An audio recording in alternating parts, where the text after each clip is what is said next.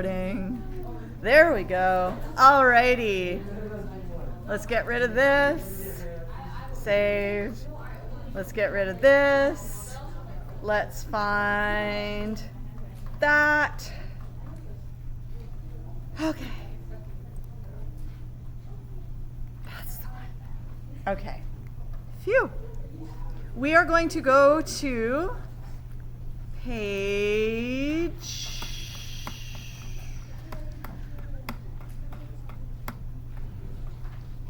45. Page 45. 4, 5. Not 6, 7. 4, 5. Ooh.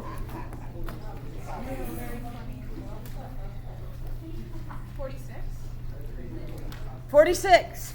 We're going to page 46. I will sort this out at some point, probably when the next unit starts.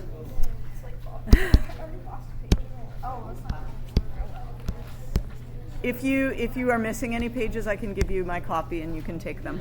Okay? 46. Sorry. All right.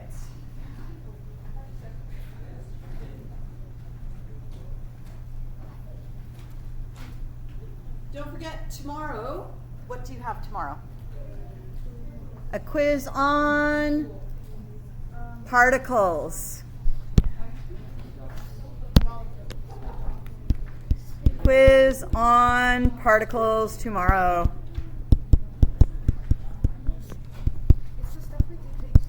It's at pages 7. It's the stuff you did for homework and did in class and for homework yesterday. Okay? Today we are going to look at covalent bonds in a little bit more depth. We've actually looked at a lot of this already, but there's a few extra things in here.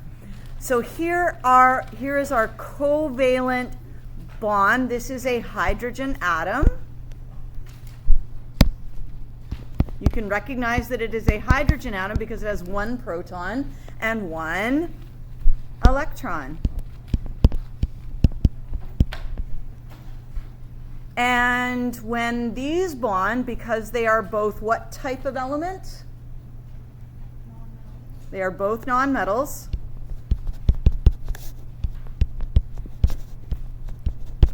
What are they going to do with their electrons? They're going to share. Okay? Nonmetals share electrons.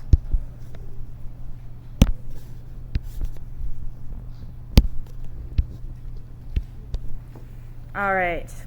Now, if you had to show the force that is the covalent bond, remember the covalent bond is a force.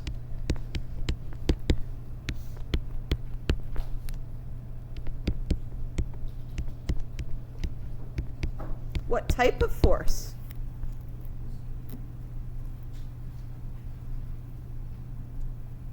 You guys know it.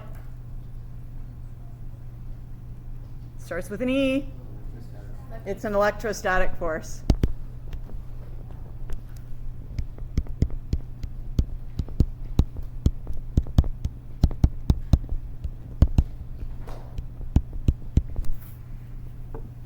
If I wanted to draw the electrostatic forces in this little diagram here, do you think you could point on your page and show your partner where you would draw them? Where would you draw the electrostatic forces in this diagram here?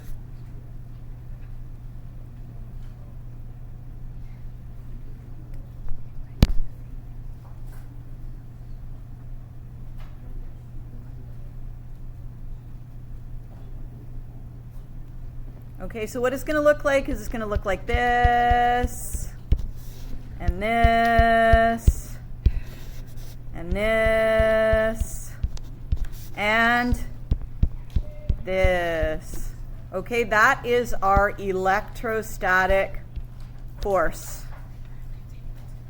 What's the positive thing there? What is the positive thing that is attracting the negative things? The nucleus. And what are the negative things? The electrons, not just any old electrons, but the ones that are shared. Okay, so it's the electrostatic force between positive nuclei and the shared electrons.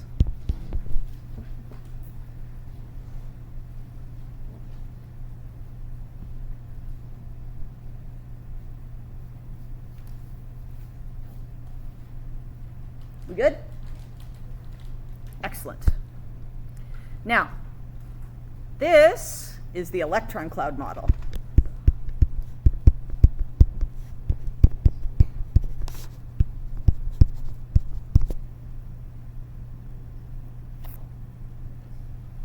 Let's see if it says anything new over here. Covalent bonding, we know that it's nonmetals. We already knew that. It is the electrostatic attraction between the positive nucleus and the negative shared electrons.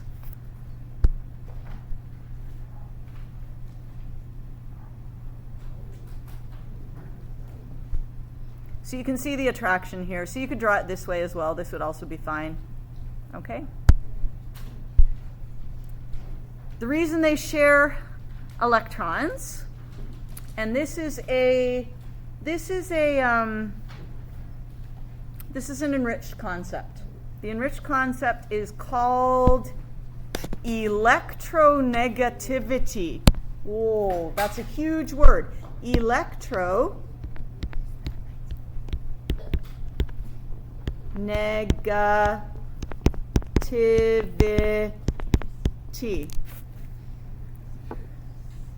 And what electronegativity is, it is the ability to pull on bonding electrons.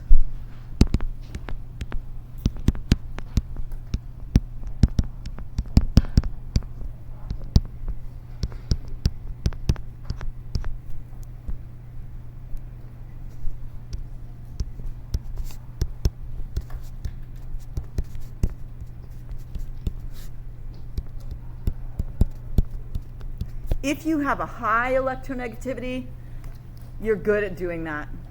If you have a low electronegativity, you are bad at doing that. I would like you guys to think about ionic bonds. Okay. And think about who's the giver and who's the taker. And think who has high electronegativity and who has low electronegativity, the metals or the nonmetals. So the question is, who has high, and I'm just going to abbreviate it EN because that is the longest word in existence. Who has high electronegativity? Metals or nonmetals. Who has low electronegativity? Metals or nonmetals.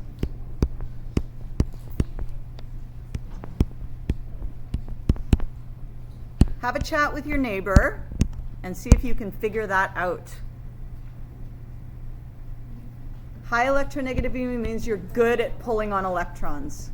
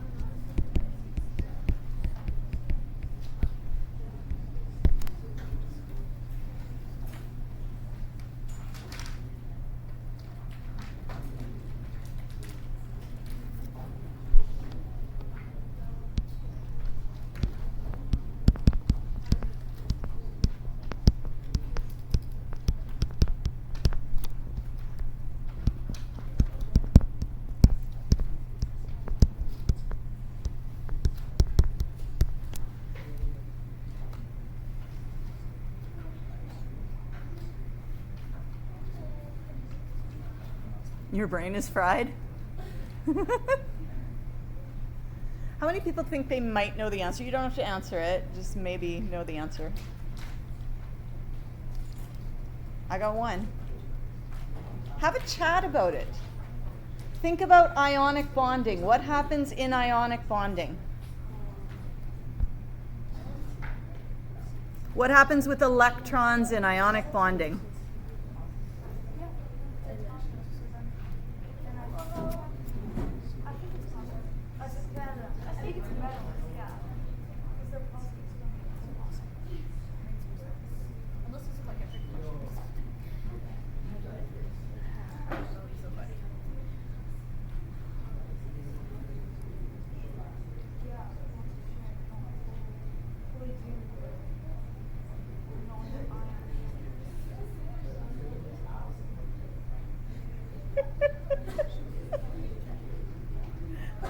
All right, anyone else think they have an idea? You don't have to answer, you just have to like say maybe. Maybe I do, I got a couple maybes, I got some here. Got over here, I got a little over here. Okay. Now, I will ask, does anyone actually want to share what they might think? Take a guess at it. Yes? Metals have high in, and non-metals have a low. Okay. Metals are like their ions. I don't know. Okay. So let's think about an ionic bond and what happens in an ionic bond.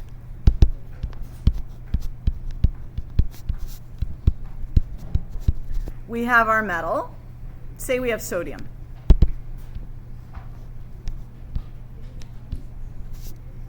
And it's got 1 electron in its outer shell. Yes? And we have chlorine, and it has 7 electrons in its outer shell. 1, 2, 3, 4, 5, 6, 7. What happens in the ionic bond?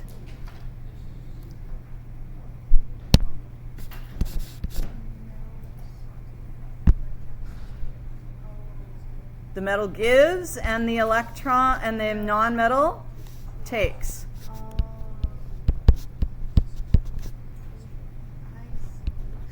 So the metal gives, the non-metal takes. Yes?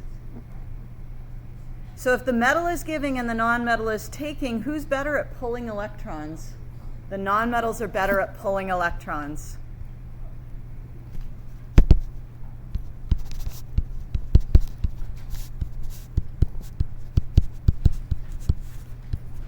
So they have a higher electronegativity.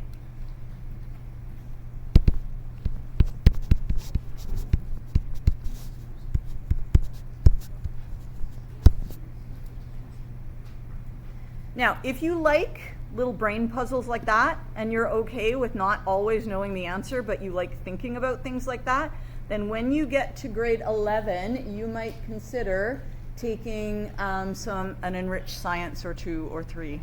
Okay?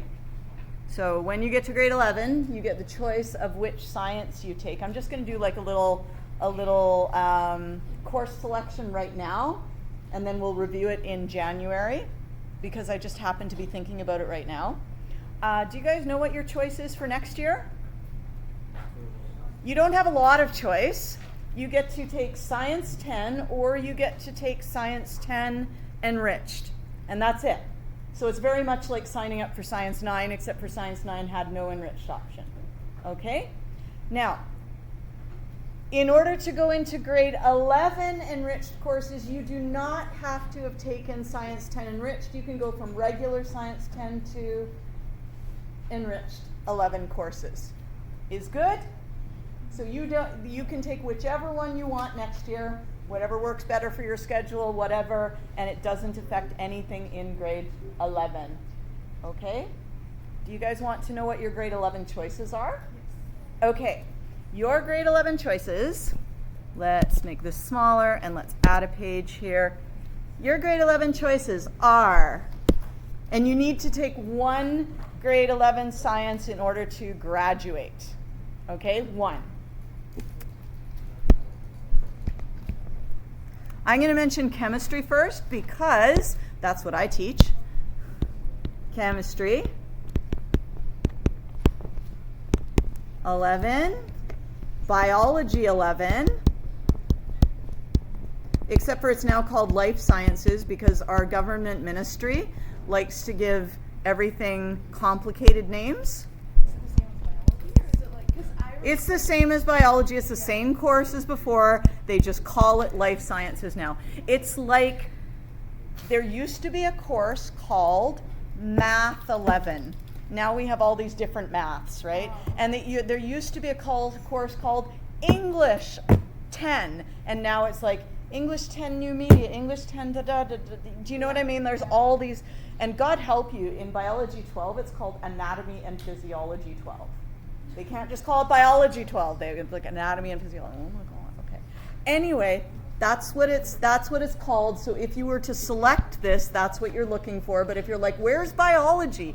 That's what it's called. Physics is just called physics. Thank goodness. Some of them are simple.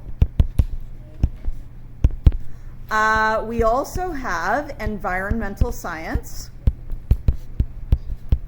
What's that about? It is about, you look at things like climate change, sustainability.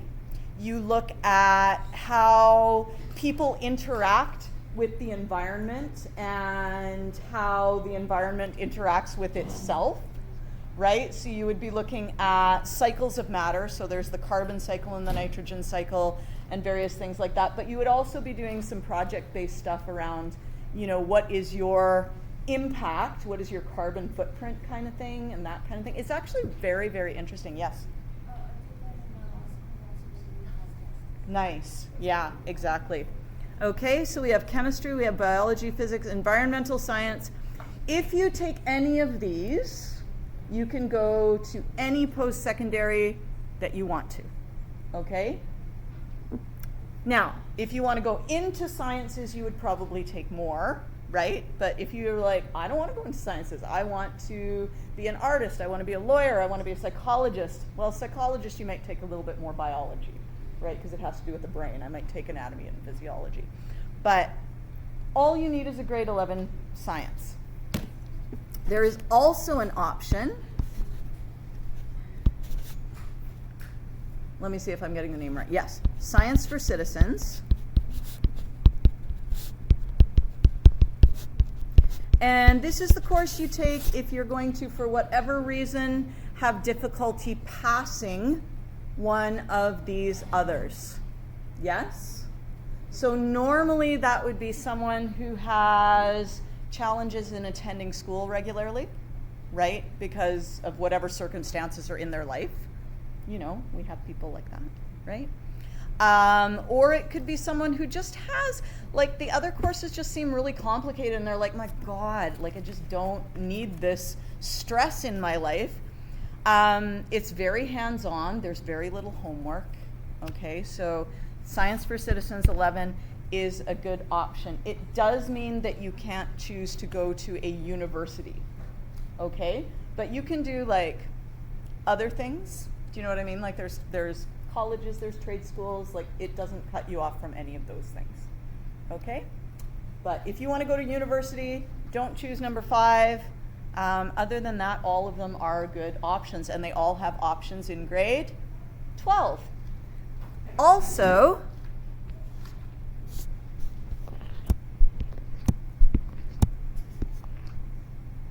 Chemistry 11, in grade 11, there's Chemistry 11 Enriched. This is actually Chem AP Part 1, but we're not allowed to call it that.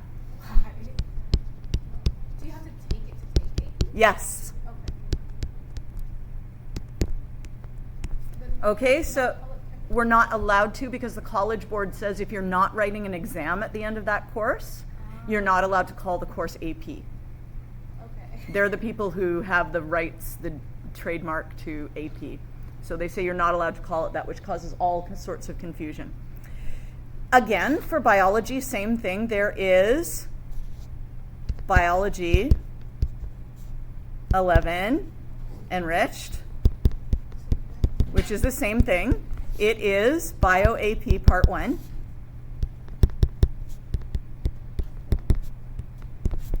And then Physics 11, I guess the College Board decided that they wanted to get more money because every exam you take costs $100 and some odd dollars. I can't remember what it is. It used to 150, 170, 140, somewhere in there. They provide a lot of resources for people taking the courses. So they have study materials, they have videos, they have all these things. You can actually get, what an AP course does is it gives you, if you score well enough on the exam, university credit. So like, in theory, you could take AP chemistry, and if you score a 5 on the exam, which is out of 5, okay? If you score a 5 on the exam, then you have you can take the credit for first year chemistry. How hard is it to get a 5? It is challenging to get a 5. It depends on the course and what your strengths are. Do you know what I mean?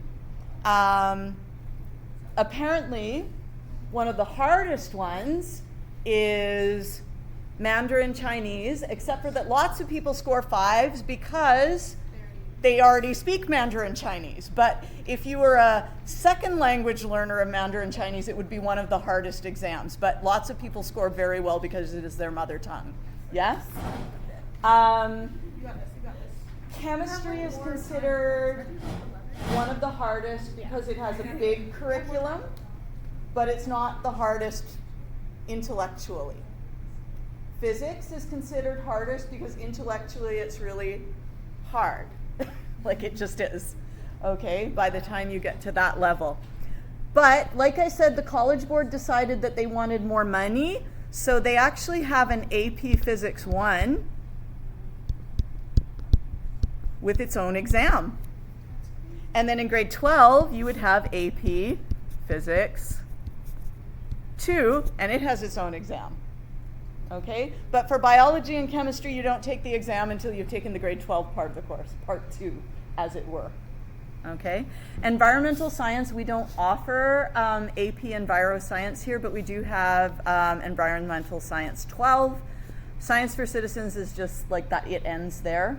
All of these you can take, there's also grade 12 courses, there's Chem 12, Biology 12, which is Anatomy and Physiology 12, Physics 12, and Environmental Science 12. Okay, so all of those, you have grade 11 and grade 12. And like I said, you only need one grade 11 to graduate. But lots of people, they're interested in the sciences, so they might take more than one, right? I've got students taking all 3 of them, right? I got people taking all 3 at the AP level. Whew. Look at them go. Yes. Do you have like time for that? Well, okay. So here is how you make time should you so desire. I need this. Right? Because and this is why I bring this up in grade 9, because some people are like, this is the path I want to go down, and I'm not going to have enough time because maybe I want to take other courses as well. Maybe I also like English literature or whatever, right? I want to take a lot of social studies. Right? So often what people will do is they will make room in their timetable by accelerating in math or in science by taking something at summer school. Okay. So Yeah? So if you're like, I love the sciences, I'm really passionate, I would like to take all 3 of them and I'd like to do the APs and all of that, then Science 10 at summer school is not a bad option. Okay? The other thing is too, you can, in theory, take Science 10 first semester and then a grade 11 course second semester, but that's harder because you're not going to guarantee in your timetable that you get Science 10 first semester. Do you know what I mean? So, and it doesn't free up any room in your schedule, right? Yeah. Yes. One more question. Yes. Maybe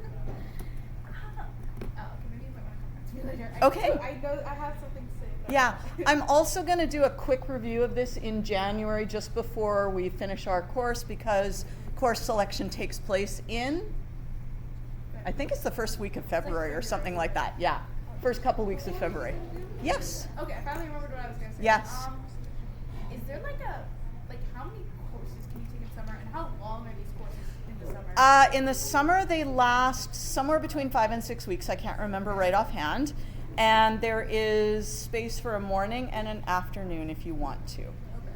Okay? So you have to think, do I want to do that? You know, some people will make room in their schedule by taking, like, what do we call it in grade 10? That CLC, CLE?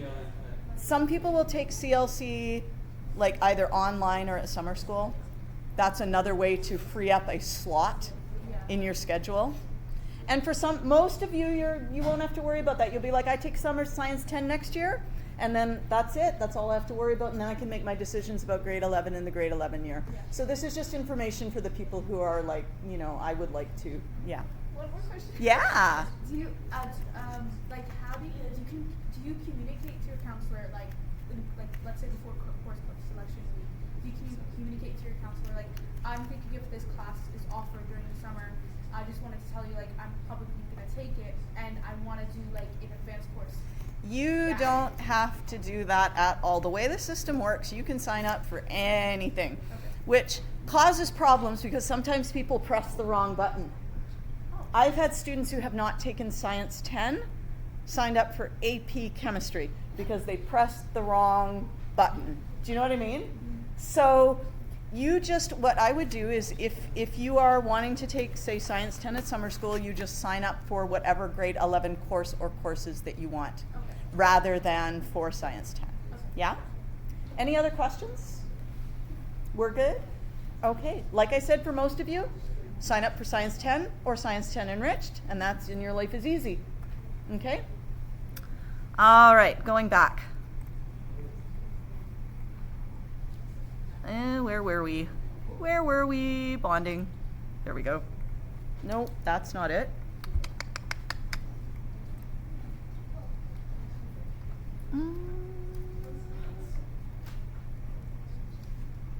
Oh, I know why.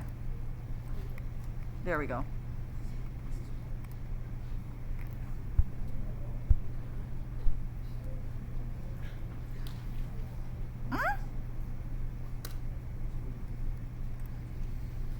There. Okay. Whew. Okay, sorry about that. So here's two hydrogen atoms. They form a hydrogen molecule. They complete their shell. Here's two fluorine atoms. They form a fluorine molecule. They complete their shell. Here, and this is for people, again, who maybe want to do the enriched dot and cross diagrams. We would have two oxygen atoms, which each have 6 electrons. And we need to fulfill that shell by putting it together with 1 carbon atom.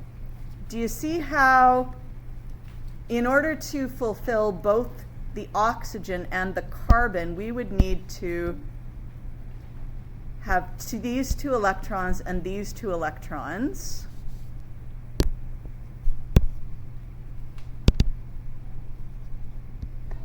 Sharing here. And you would have the second oxygen do the same thing on the other side. And that gives carbon 1, 2, 3, 4, 5, 6, 7, 8 electrons. So it's got 8 electrons and it's happy. And that gives oxygen 1, 2, 3, 4, 5, 6, 7, 8. Yeah? So that's kind of like the double bond, like figuring out how those go together. That's the really challenging part of the enriched stuff. You can just do like the regular part of the enriched stuff, which just is doing the dot and cross diagrams with just the single bonding, and that's fairly straightforward. Okay? So if you had 4 fluorines and carbon, you would need to share a pair of electrons, and you would do that with the other 4 fluorines as well. And that's why you'll end up with CF4 and not CF3 or CF2, because they don't work. Okay?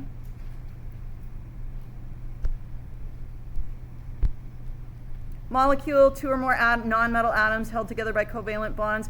Why does a formula unit not qualify as a molecule?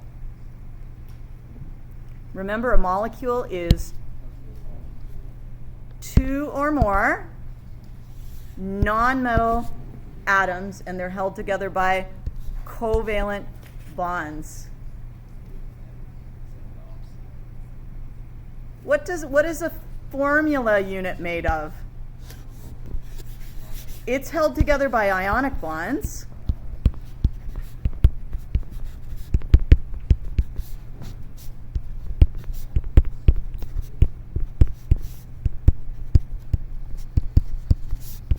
Not covalent bonds. Also, I think you were saying it.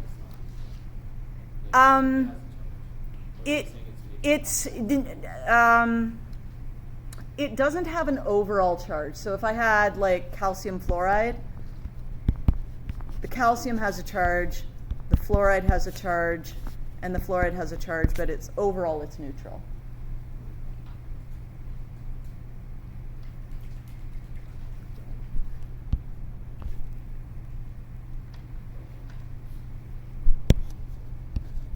Molecules are made of? No,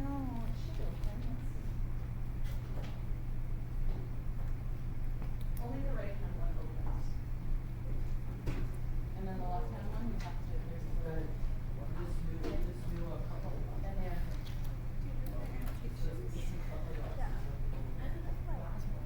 Because there's so many. You also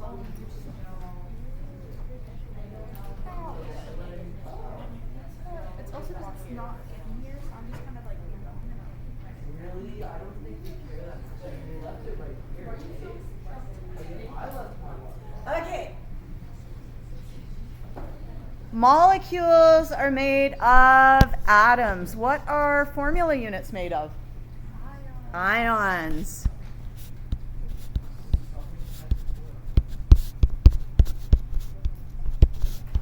Not atoms.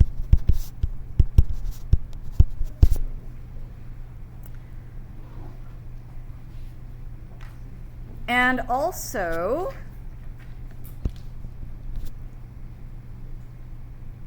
molecules are made of what type of elements? Nonmetals. What are formula units made of? Metal plus nonmetal.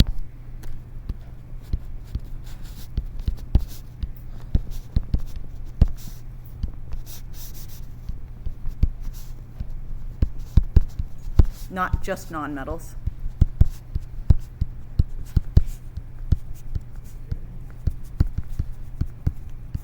And there is a last one as well.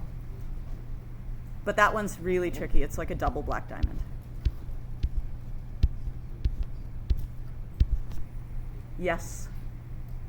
They don't have a different composition. Yeah, they don't exist on their own. Yeah. They're always part of a larger crystal lattice structure.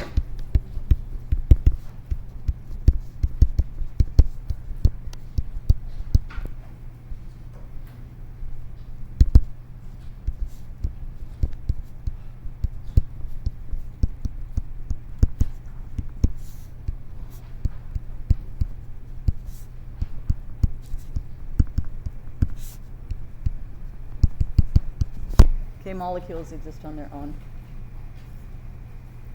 Thank you so much.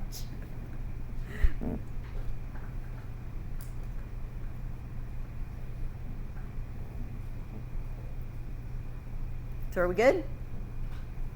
I'll give you another minute or two with that. There we are.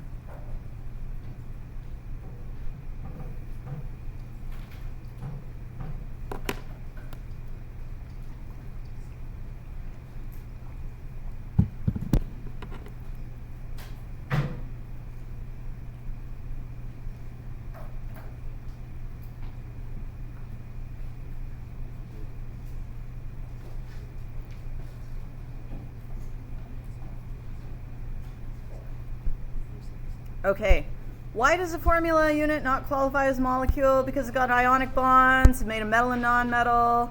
Ionic bonding holds it together, not covalent bonding. It's made of oppositely charged ions. This is just that's the answer. Now, the number of holes, if you're doing the enriched stuff, the number of holes in the valence shell generally determines the number of bonds that an atom will form.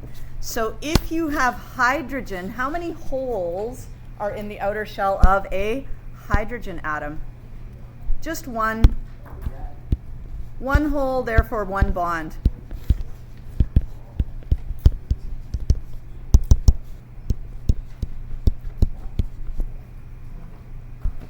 How many holes in carbon? There's 4. 1, 2, 3, 4. So how many bonds? 4 holes, 4 bonds.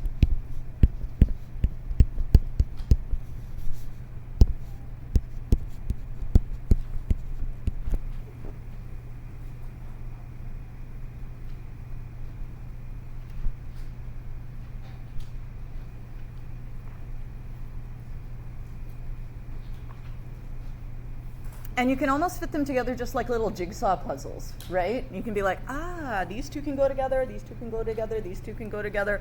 So these guys will share, these guys will share, these guys will share, these guys will share.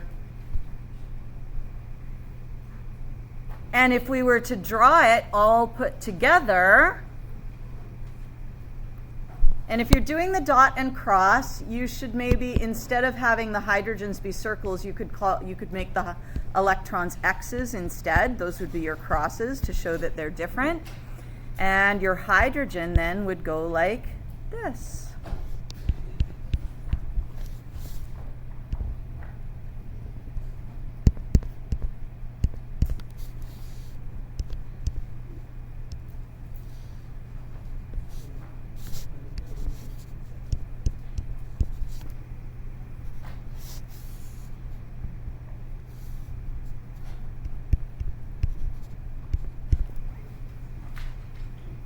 Is good.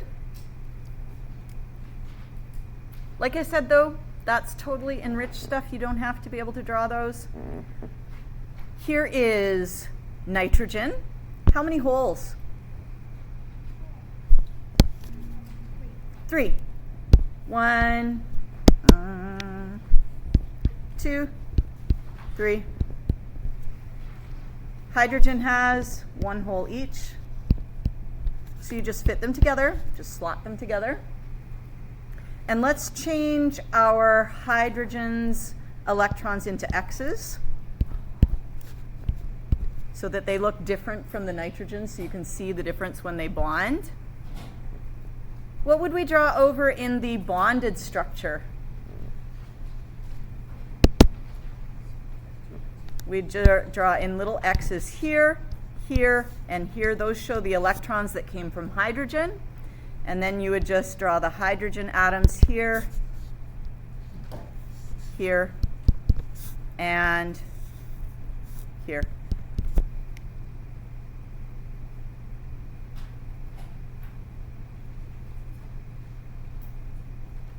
And when you get to grade 11, maybe sometimes even in grade 10, some people do it, some teachers do it in grade 10, some don't.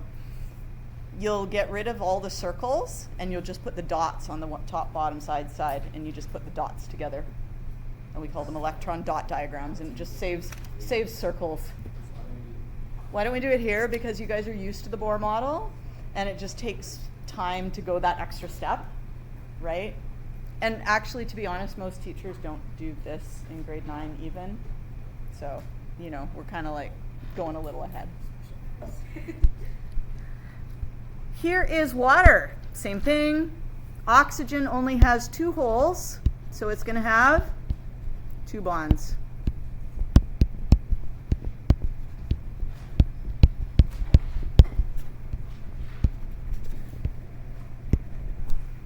Could you draw that structure as they come together? Yep. You put your little X's there.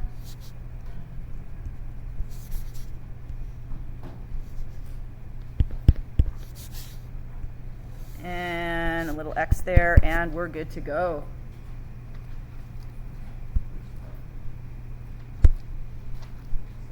There's the answers. Multiple bonds, well, we've got a single bond with our fluorine. That one's easy. This shows the dots and crosses. These two guys share here because they each have one hole, so they form a single bond each. Oxygen, let's remember, how many holes does oxygen have? It has 2, so how many bonds is it going to form? 2 bonds. Now, there's only one thing for it to bond with in a molecule of O2, which means that the 2 bonds have to happen in between. So this is the first bond, and this one is the second bond. And that is a double bond. And do you see how oxygen ended up with 2 bonds?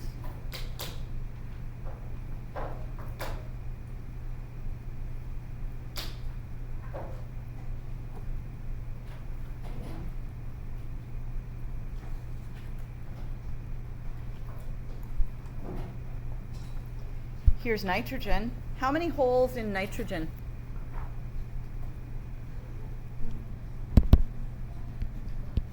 One, 2, 3. 1, 2, 3. How many bonds should we have? 3. And because there's only 2 atoms, where do all of those bonds have to go? In between the 2 atoms. Like, you can't have a bond going out to the side because what else would it bond to? Yeah? So we have 1 bond, 2 bonds, 3 bonds. And that is our triple bond.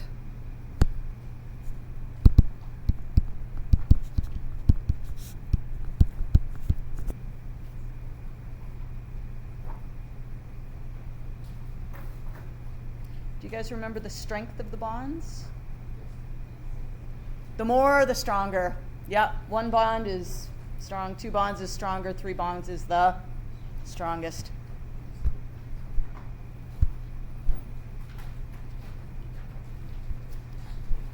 I feel like I've been talking forever. Would you like to go for a walk outside and then do some work? Yes? If you don't want to go for a walk, you don't have to go for a walk. You can just work on the exercises on page 54 and 55. But I'm going to go out for a walk because it's sunny today. It's cold, but it's lovely out. So if you want to stay here, you can work on that. If not, let's go out.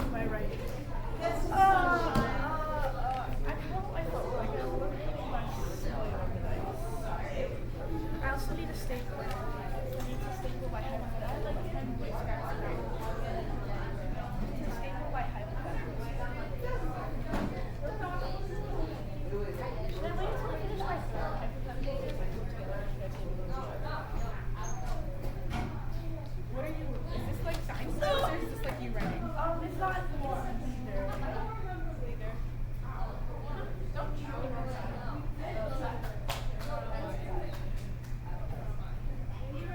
Other grade math, if you want to go for a walk.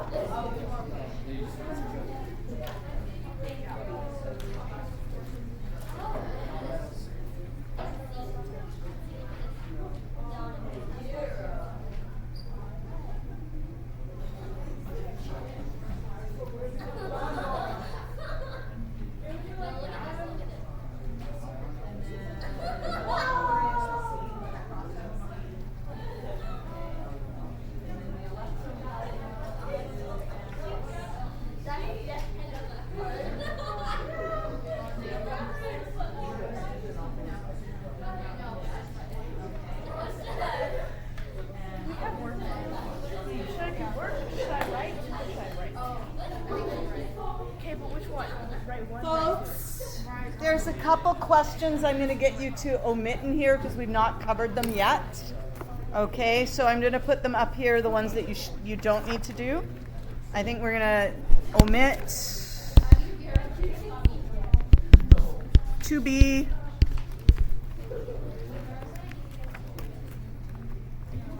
There's a couple others as well. 3C. I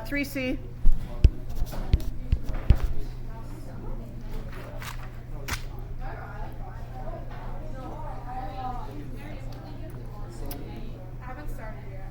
5.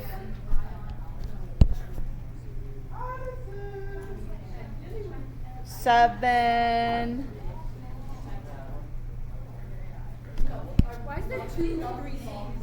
I don't know. Are you talking about the second? The second 3C. Let's call it 3D. Okay.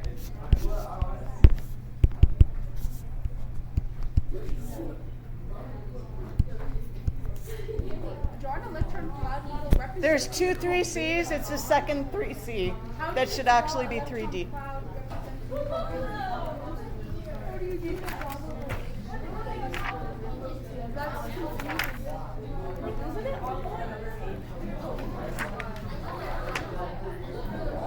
It's on. Oh, so it's drawing that? Yeah, type it.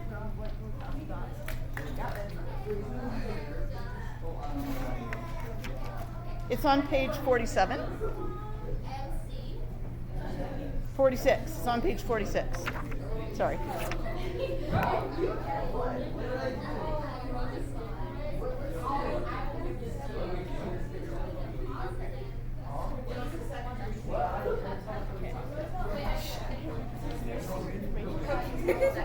My friend was like, what is it about, bro? I'm writing my hypothetical. It's like three hypotheticals that could happen by the end of this year. Okay. I need to. What if none of that happens? Okay, so you should like make your friend get you. Yeah, that's actually what that's what I would do. It's like, give me non-metals.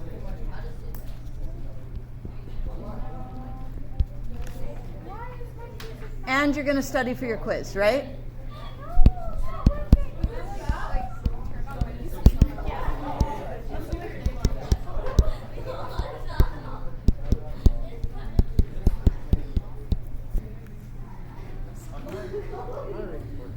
Yes. Okay. I don't assign that. Yeah. Yeah. Thank you.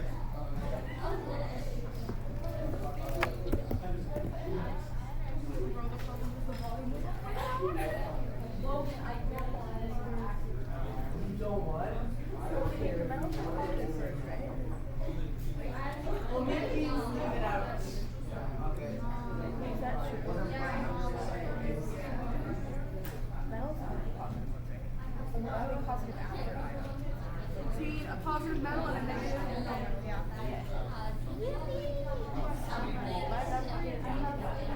Wait, no. Iron. I'm pretty sure the answers are irons. Oh. I guess that makes sense too.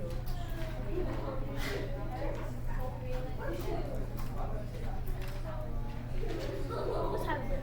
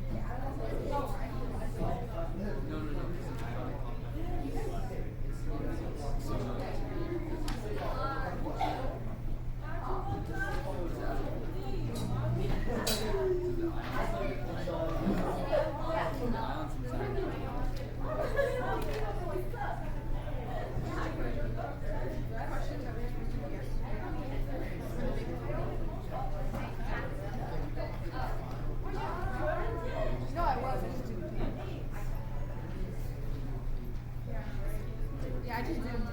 Whoa, your hair is so fluffy. Rough. Whoa, why is it bouncy? Go for it. Why? I like to watch it recoil. Recoil.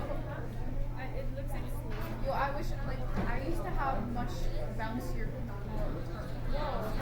In grade 7, I had Yo, this can I like. hold it?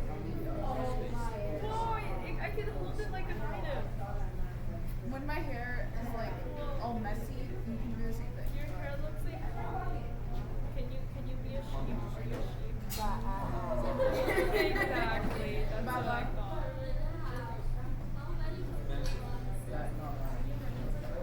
What kind of bonding will we add on?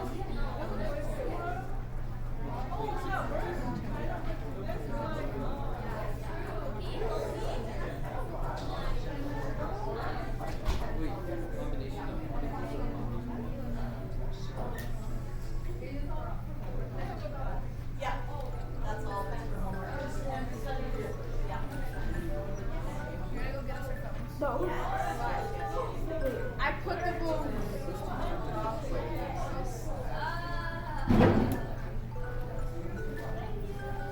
Right, Sophia.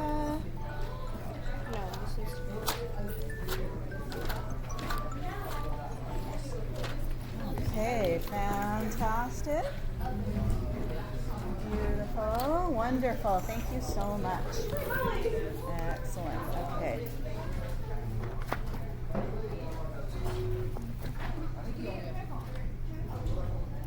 Thank you, Sue. I love you. Okay, I need to staple these all together. Or pages.